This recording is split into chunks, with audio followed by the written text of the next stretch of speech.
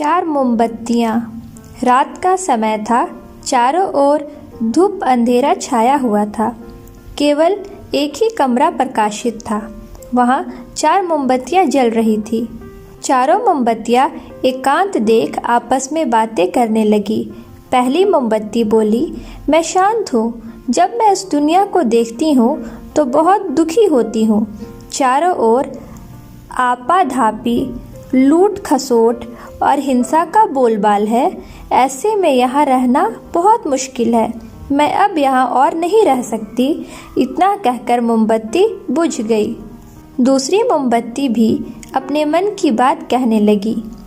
मैं विश्वास हूँ। मुझे लगता है कि झूठ, धोखा, फरेब, बेईमानी मेरा वजूद खत्म करते जा रहे हैं।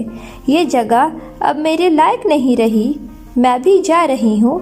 इतना कहकर दूसरी मोमबत्ती भी बुझ गई। तीसरी मोमबत्ती भी दुखी थी।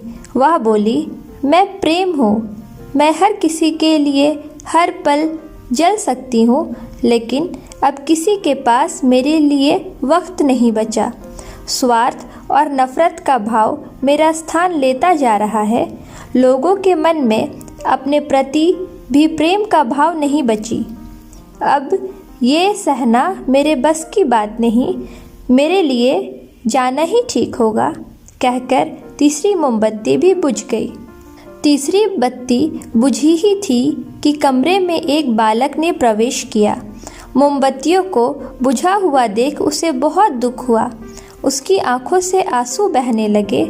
दुखी मन से वो बोला, इस तरह बीच में ही मेरे जीवन में अंधेरा कर कैसे जा रही हो तुम?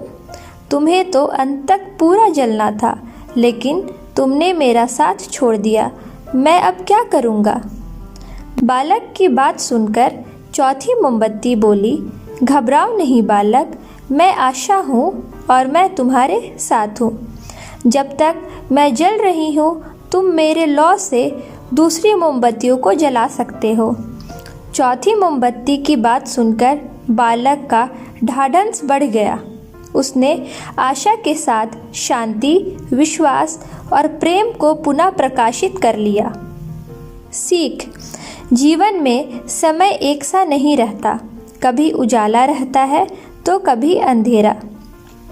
जब जीवन में अंधकार आए, मन अशांत हो जाए, विश्वास डगमगाने लगे और दुनिया पराई लगने लगे, तब आशा का दीपक जला लेना।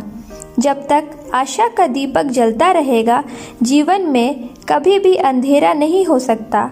आशा के बल पर जीवन में सब कुछ पाया जा सकता है, इसलिए आशा का साथ कभी ना छोड़े। उम्मीद करती हूँ कि इस कहानी से आपको प्रेरणा ज़रूर मिली होगी। इसी तरह के और प्रेरणादायक कहानी के लिए हमारे चैनल को सब्सक्राइब कर लें।